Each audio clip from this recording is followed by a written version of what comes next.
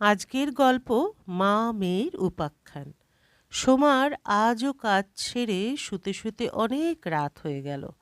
ওর দুই মেয়ে রাধা আর রানী মায়ের জন্য অপেক্ষা করতে করতে কখন যে ঘুমিয়ে পড়েছে কে জানে। সোমার স্বামী আবির বেশিরভাগ সময় কাজের সূত্রে বাইরে থাকে।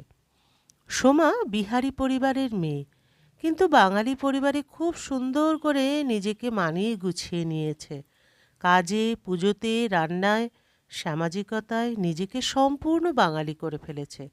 এক কথায় পাকা গিন্নি হয়ে গেছে। একান্নবর্তী পরিবার আবিরদের। শ্বশুর শাশুড়ি, দুই দেওর রাজীব আর সুভাষ, ওর দুই জা ইরা আর লীলা। এই নিয়ে সোমার সংসার, সাথে নিজের স্বামী ও দুই মেয়ে তো আছেই।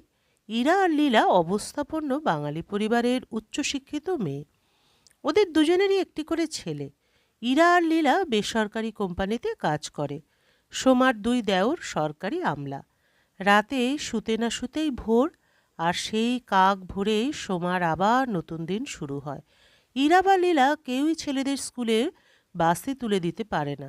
সকাল 7টায় ওঠা ও নিজেদের তৈরি হওয়া নিয়েই ওদের সময়ের সাথে লড়াই। কখন যে 8:30 বেজে যায়, হন্তদন্ত করে সোমার বানানো টিফিনটা কোনো মতে গলাধ্যকরণ করে ওরা ছোটে 8:55 বনগা লোকাল ধরতে। সোমা ভোর 5টায় উঠে উঠোন ঝাড় দেওয়া, বাসিঘর ঝাড়ু দেওয়া, রাতের কিছু অবশিষ্ট বাসন থাকলে মাজা, সকালের জলখাবার করা, বাচ্চাদের টিফিন করা, ওদের ছেলেদের তাড়িয়ে তাড়িয়ে স্নান করানো, খাওয়ানো, রেডি করানো, এই করতেই হিমশিম খেয়ে যায়। তারপর ছেলেদের বাস আসে, কনভেন্ট স্কুলের বাস।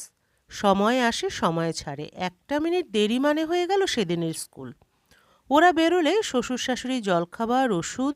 সময় সকাল 10টা পর্যন্ত নিজের মেয়েদের দিকে তাকাতেও পারে না। ওরাও খুব স্বাবলম্বী হয়ে গেছে। মায়ের এই কঠোর পরিশ্রম ওদের জীবনশৈলীতে অদ্ভুত অভিযোজন এনেছে। মন মানে না সোমার, হাজার হলেও মা তো। এত কিছু করে কোনো দিন নিজের মেয়েদের স্কুল যেতে দেরি হয়ে যায়। তবে বাংলা স্কুল বলে এতটা অসুবিধা হয় না। 10টা 40 অবধি সময় থাকে বলে বাঁচোয়া।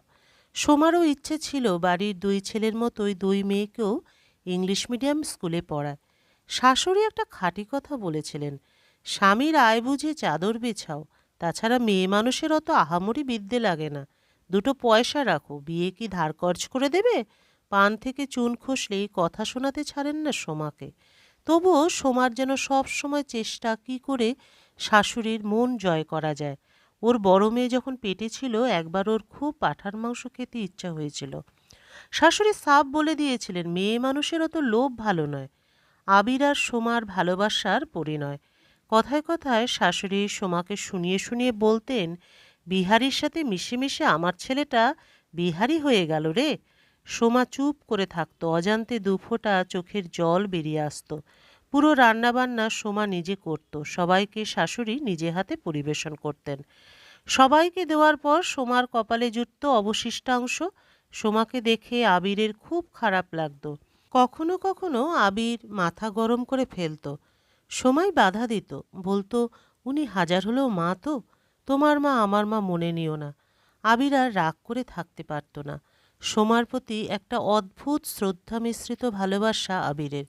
মনে আছে একবার পুজোয় আবির বাড়ির 3 বউয়ের জন্য 3টে কাঞ্জিভারম এনেছিল, মায়ের জন্য ঢাকাই জামদানি।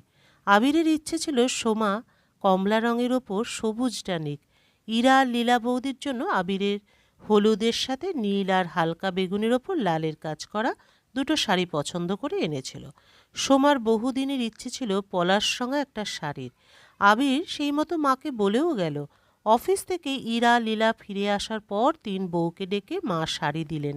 ইরা লীলা প্রথমেই এসে কমলার হলুদ নীল শাড়ি দুটো নিয়ে নিল। সোমার বুকের ভেতরটা ফেটে যাচ্ছিল, মুখে কিছু বলতে পারল না। আবির এসে মাকে বলতে গেলে মা মুখের ওপর বলেই দিলেন, ওরাই তো আগে নিয়ে নিল, সারাদিন খেটে মরে, একটা শাড়িই তো নিয়েছে বাবা, তাছাড়া সোমা এত ভালো শাড়ি দিয়ে করবে কি, থাকে তো ঘরেই, ওরা রোজ বাইরে যায়। আবিরের মন প্রতিবাদী হতে চায়। সোমা দূর থেকে ইশারায় শান্ত করে দেয়।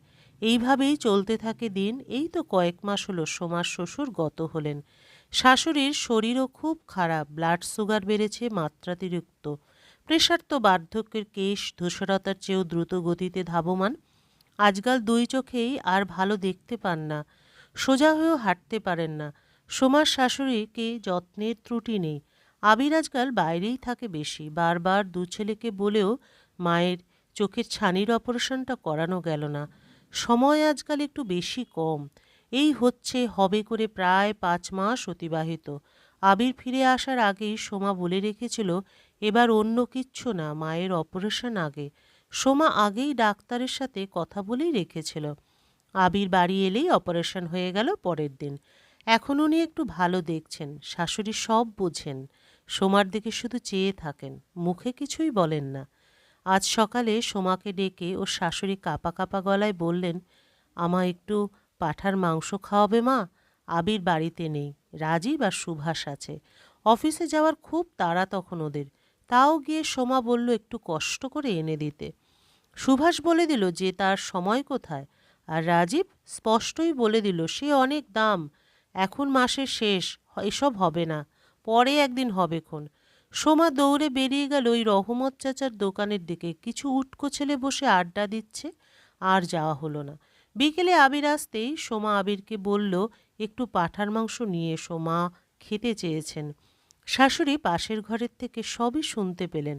শাশুড়ির মনে পড়ে গেল সেই দিনের কথা, মনে পড়ে গেল সোমাকে বলা তাঁর সেই কথাগুলিও। মেয়ে মানুষের অত লোভ ভালো নয়। লোভ কি ছেলে মেয়ে বিশেষ পরিবর্তনশীল? কি জানি আজ তিনি তার জবাব পেলেন কি না। রাত 8টায় সোমা যখন পাঁঠার মাংসের পাতলা ঝোল দিয়ে গরম গরম ভাত নিয়ে এলো, শাশুড়ির চোখে জল আর বাঁধা মানল না। কি জানি মানুষটার সাথেই বিদ্রোহ করে বোধহয় ঝরঝর করে গড়িয়ে পড়ল। শুধু কাঁপা গলায় বললেন, কবে যে তুমি আমার মেয়ে হয়ে গেছো বুঝিনি মা, আমায় ক্ষমা করে দিও। সোমা আজ আর সামলাতে পারল না নিজেকে। যে ভালোবাসারটুকু জন্য কাঙালি হয়ে এত বছর কেটে গেল, আজ যেন এক বাক্যে উনি সব বিলিয়ে দিলেন।